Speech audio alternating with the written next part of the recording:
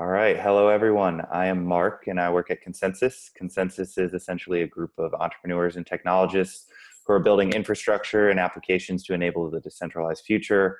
Our main focus is really on Ethereum. And for this series, we're looking at some interesting projects in this space that are not only building cool products, but they're also coming up with ways to scale the network. And today I'm honored to sit down with James Duffy, the co-founder of Loom Network. So hello, James. Hi, how's it going? Good, good. So I'll really let you take it from here. I guess first off, what is the Loom Network? Okay, yeah, so basically, Loom is our main product is an SDK for building your own blockchains. And we're interested primarily in building side chains to Ethereum. And our focus is on games and social applications. So for something like gaming and social app like a Twitter or a Facebook, you need to have really high responsiveness because users can't wait like a long time, for a block time to see their actions confirmed.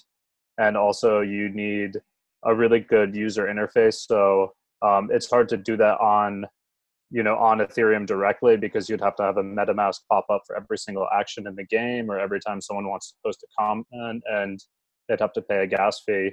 So our initial focus right now is building these Dpos sidechains, which basically allow you to have very fast confirmation times.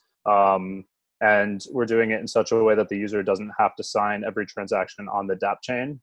And this way you can have, say, like assets stored on Ethereum. Like you could have, your CryptoKitty, for example, it's stored on Ethereum, but then you could play a game on the sidechain using that CryptoKitty, and you would use the sidechain for the actual gameplay, like a battle or something like that. And we're also integrating with Plasma Cash, so you're not actually risking the assets when they're being transacted on the sidechain. Okay. That's probably a lot of information for an intro. No, that's great. That's great. We can break it down a little bit. So first off, I guess, what do you even mean by a side chain? Let's start there, like a separate Dapp chain. Yeah, so basically sidechain in that you can transfer assets from the mainnet to a separate blockchain, and then you can use those assets on that blockchain. It's interoperable back to Ethereum mainnet. Okay, and then you said that this sidechain has distributed proof of stake. So what is that, and why does that allow for faster transactions? Yeah, so DPoS, Delegated Proof of Stake, you have a limited number of validators.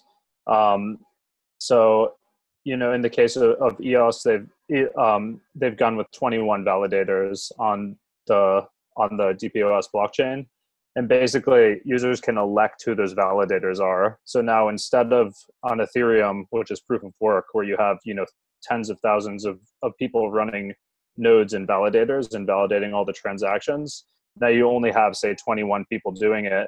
So because of that, it can be a lot faster. You can get a lot more throughput on that chain, but then you're doing it at the cost of decentralization. Okay, so or go ahead. No, go I ahead. guess my question would be, so you have kind of this delegated proof of stake model on the side chain, which gives you the speed but sacrifices decentralization. How does connecting that to the root chain of Ethereum, how does that kind of solve the issue of, I guess, distribution and decentralization? Yeah. So the main issue is DPoS is very highly scalable, which means you can run, like large scale games. You could run like a decentralized Twitter on it. But because you've sacrificed decentralization, you wouldn't want to create a token on that DPoS sidechain, in my opinion, because, some of these tokens will have billion-dollar market caps on them. You're basically trusting that these 21 validators are never going to censor something, never going to, come under government pressure or influence, to change the rules of the network. So assets that are worth a lot of value, like tokens, I think all that stuff belongs on the mainnet because it's totally secured by the decentralized network. No one can really control it. No one can, take over that network.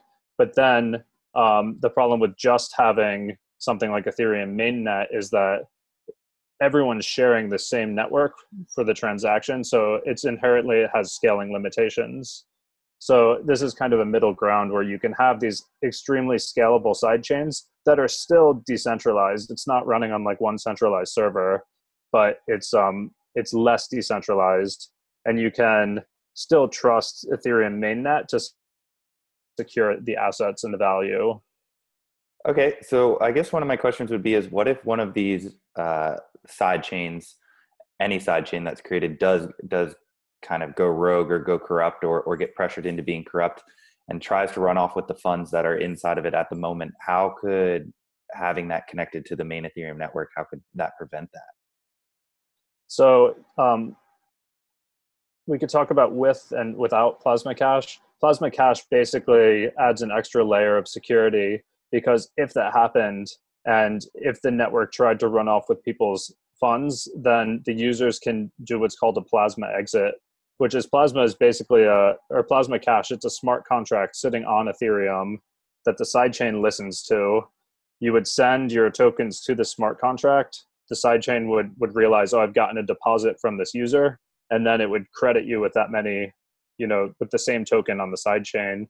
Now, what the user can do is at any point they could submit to the smart contract that they want to do a withdrawal of their token, and then the sidechain could challenge that and say, oh, hey, no, this user has tried to, or they've already transferred their token and they've already signed a transaction on the sidechain saying they transferred the token. But if the sidechain doesn't challenge it and it doesn't have proof that the user no longer owns this token, then the user can choose to withdraw the token back onto mainnet. So with Plasma Cash, it's basically there's nothing the sidechain could do to steal the tokens from the users. The users always have the ability to withdraw them. Even without that in place, though, you're already limiting the downside. So you can think of it, say you have your life savings. We'll say you have like $100,000 in tokens on mainnet. Well, if you want to, play a game on the side chain that requires making purchases or something like that, you could just send, $20 to the side chain. That's the most that you're risking there, is that the side chain wouldn't send you back your $20. But then again, with Plasma Cash in place, now the users have an extra layer of security where they're only relying on Ethereum mainnet because they have a way to get it back no matter what happens. Nice. And so you actually wrote an amazing article called Ethereum Will Be the Backbone of the New Internet, where you describe this a lot more. But back to that Plasma Cash implementation.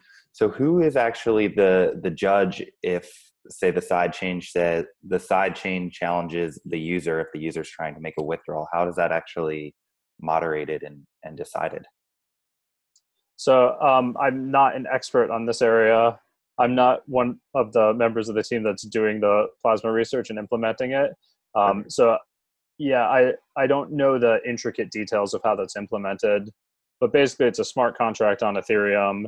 And my understanding is that there's multiple states of the token on the smart contract, which is like deposited, withdrawing, and then I forget the term for it when it's like under contest or contention or challenged, something like that.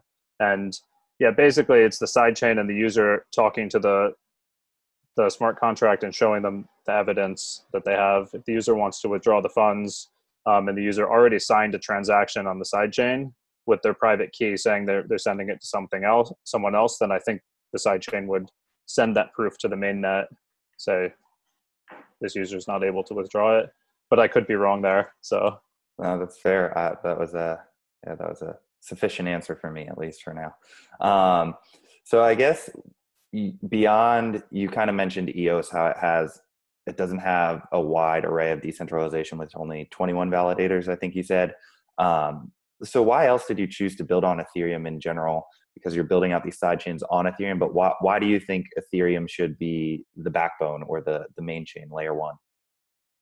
Yeah, so the main reasons are, one, that you need a decentralized base layer, which Ethereum checks the box for. And then the second main reason is just Ethereum has such a massive developer community, and it's just beyond what any other blockchain has in terms of developers.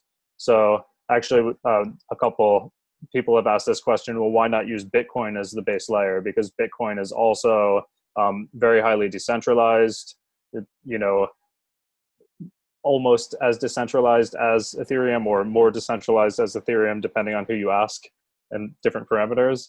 But you can say it's basically the same level of decentralization, and it also has existed for a long time. So we know it's not gonna like, you know, disappear overnight. But Ethereum just has such a much larger community of developers who are actually building applications on top of it. Ethereum's made it a focus to support applications specifically. And just Bitcoin doesn't have anywhere near this level of number of people trying to build applications on top of it. So that's really what it is right now, is that Ethereum has a huge number of developers. As we've said, our school, cryptozombies.io, has over 200,000 people who have taken the course to some extent. You know, Truffle has reported over 550,000 downloads of their software. So we're talking in the hundreds of thousands of people developing on top of Ethereum. And I don't think another blockchain, you know, might be in like the low thousands. So we're really talking just like many orders of magnitude more number of people building on Ethereum right now. Yeah, and I see it pretty hard for someone to catch up at this point too. Yeah, exactly. So that's the other thing, is because Ethereum, it's growing, more and more people are coming in every day, more and more people are diving into development. So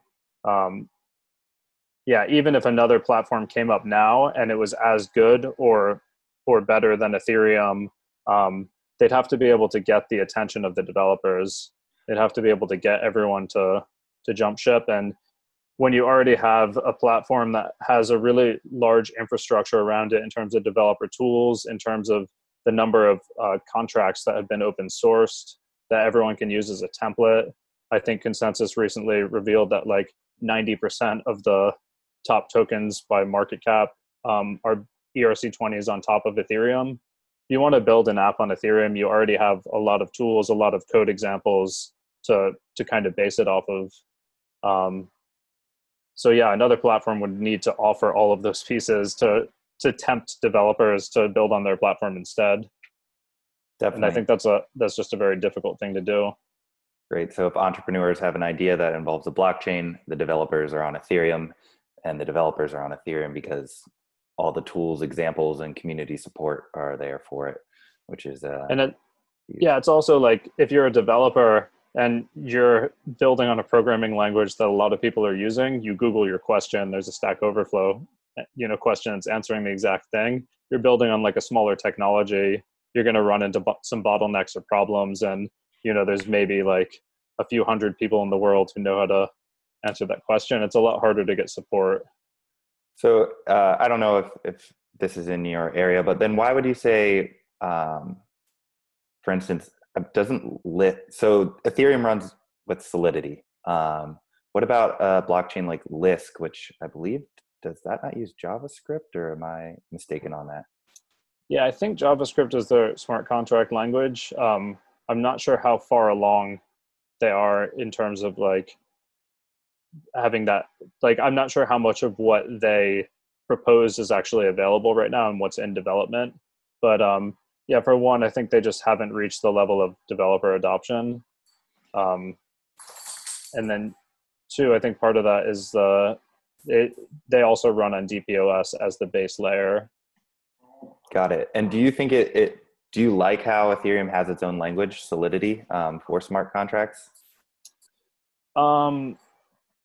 Not necessarily. I don't think Solidity is like a great programming language, but I think it's one of those things where it's the one that reached critical mass, and it's probably here to stay. So, and I think, yeah, it's like we've already seen some of these major hacks due to like errors that are easy to make in Solidity, but now those are known errors. So, you know, there's coding practices, the information's out there on how to avoid making those same mistakes. And I think that, you know, the developer infrastructure is going to get better to make it like even harder for developers to make those mistakes. You know, the compiler can catch them and whatnot. Whereas if you're using a newer smart contract language, there's always a risk that you're going to make a error that's not known. Now on our SDK, our native smart contract language is Go, which is it's just a widely used programming language. It's not like a proprietary one. We also support Solidity smart contracts. We plan to support JavaScript smart contracts in the future as well. I think it's not so much the language that's used as just having good tutorials and code examples to show people how to make the things that they want to make. Great. Yeah, and you mentioned you have the Crypto Zombies School, and then you have some other products out there for developers if you want to speak on those real quick. Yeah, sure. So let's see here. So we have a lot of things that are in development that are like ready in various stages and priorities. But we have ethfiddle.com was the first product we created, which is a fiddle is like a code sharing website for a programming language. So you can write your smart contract, you can compile it in the browser, you can test it, similar to Remix. But then we also have like one-click sharing for it. So you can share code snippets with other developers on Stack Overflow. You can embed them in blog posts. And then a side project that we've been working on is Solidity X, which is, like I said, to kind of try and prevent some of the known errors in Solidity and some of the idiosyncrasies of the actual syntax of the language. So it's a superset of Solidity that compiles down to Solidity, kind of like CoffeeScript compiled to JavaScript. That's not publicly available right now. We've kind of put that somewhat on the back burner for other priorities. And then our main product is this SDK, which allows developers to spin up their own blockchains and gives them, pieces like the transfer gateway to send assets back and forth from Ethereum. And then recently we announced something called Zombie Chain, which after talking to developers in our SDK program, we realized not everyone wants to launch their own blockchain and host it and spin up the initial validators and incentivize community members to run their own validators. So we realized for a lot of developers, just what they want is a side chain that's more scalable than Ethereum that they can just use out of the box. So that's Zombie Chain. It's a shared Dpos side chain to Ethereum, and it can run all Solidity contracts. So basically, developers, if they were hitting scaling problems on Ethereum, they could deploy some of their contracts onto Zombie Chain, and then it's interoperable with Ethereum. Their users can, transfer their ERC 721s, like their non-fungible game tokens, back and forth, and it's going to be a lot more scalable. So in a way, could you say that Zombie Chain is almost as if you built EOS as a side chain to Ethereum? Yeah, essentially. So it would be like an EOS that runs Solidity smart contracts and that is interoperable with Ethereum. Interesting. Very cool. And so real quick again on these layer twos, I saw that you wrote that you just believe that layer two blockchains are the way to go in general. It doesn't matter how many transactions per second a main chain would have, that you'll probably ultimately always need layer two chains, just based on, when the Facebooks of the world are run on blockchain. So I found that interesting if you wanted to, expand on that. So basically, well, first of all, I'll say that we think this whole TPS focus, transactions per second, we think is really funny because it doesn't actually tell you anything. Okay. So these companies come out and they're like, oh, our blockchain does 10,000 transactions per second, but there's just so many factors there, like what is contained in a transaction, how many nodes, how many validators are you running, where are their geographical locations, what are the system specs of the validators? Because again, as we said, there's a trade-off, and as you increase throughput, you're lowering decentralization. So you could just run, go to AWS and buy the biggest, highest tier, virtual servers they have. Just buy 3 of them in the same data center, and this is your blockchain, and you'll have an enormous number of TPS, but that doesn't tell you anything because it's totally centralized. it's not run in real world conditions. So first of all, there's that. We think like the TPS thing is just kind of a joke. But then even if you were able to get 10,000 transactions per second or 100,000 or 1,000,000 transactions per second on one blockchain, well, if it's just not reasonable to imagine that every single application is going to be run on the same blockchain. Because again, you have a set of computers on this blockchain that are serving as the validators.